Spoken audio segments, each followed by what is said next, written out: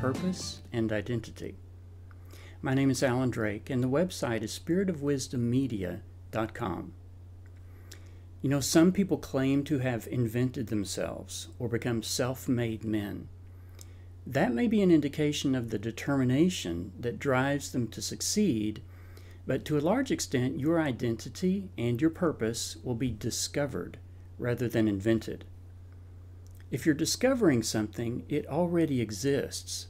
You're not creating it. You're simply finding it, uncovering it. If that's true, who put it there? Who created you and your great purpose in life? Ultimately, to discover the person you were born to be and the purpose you were born to fulfill, you must connect with your Creator. He holds the answers to the greatest questions in your life. He knows the person you were born to become. He knows the reason you are alive. He is the only one who knows you inside out, better than you know yourself, because He made you. As the Bible tells us in John chapter 1, verses 3 and 4, all things were made by Him, and without Him was not anything made that was made. In Him was life, and the life was the light of men. One day as Jesus was walking by the lake, He saw two brothers, Simon and Andrew, who were fishermen, casting a net into the lake to catch fish. Jesus said to them, "Come, follow me, and I will make you a different kind of fisherman. You will bring in people, not fish." Simon and Andrew immediately left their nets and followed Him. That's Matthew 4, verses 19 through 20. Not long afterward, Jesus gave this same compelling invitation to James and John. We read that Jesus continued walking by Lake Galilee. He saw two other brothers, James and John, the sons of Zebedee. They were in a boat with their father Zebedee. They were preparing their nets to catch fish. Jesus told the brothers to come with Him. So they immediately left the boat and their father, and they followed Jesus. This moment was the turning point in the lives of those men. Before this moment, their lives were ordinary, nothing special, with nothing special to look forward to.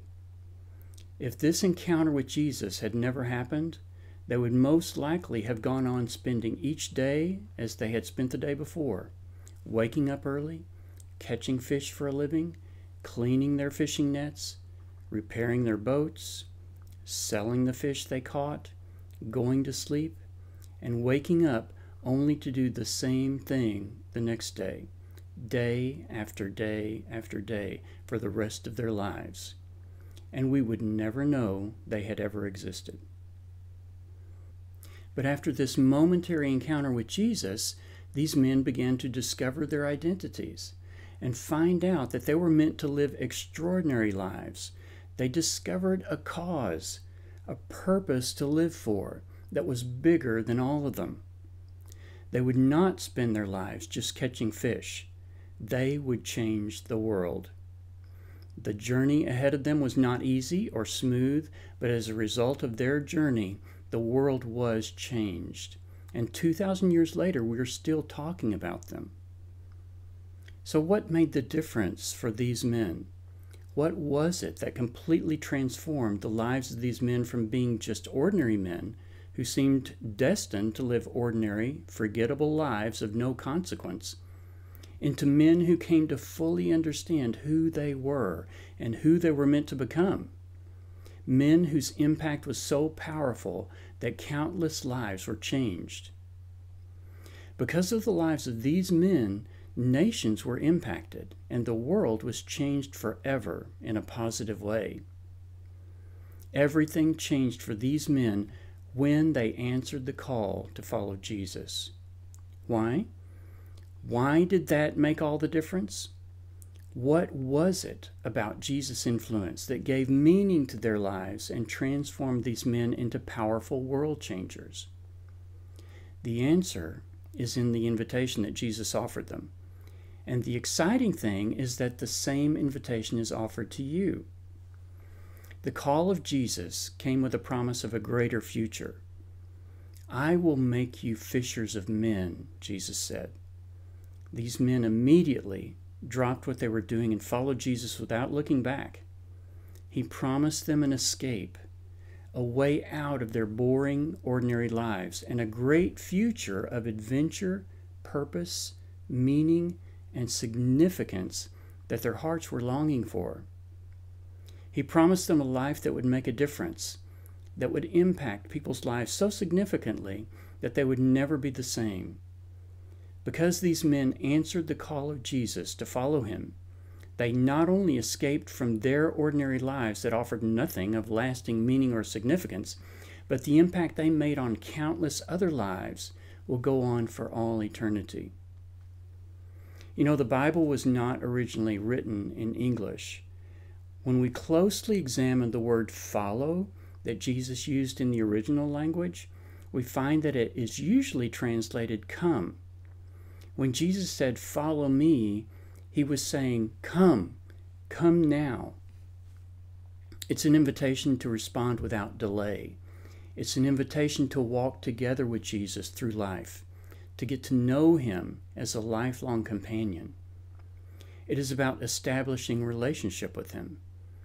When we accept this invitation, everything changes.